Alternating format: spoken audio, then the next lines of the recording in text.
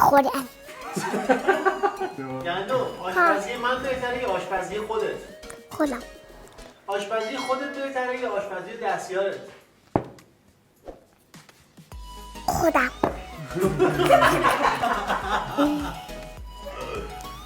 یعنی آشپزی تو بهتره یا من؟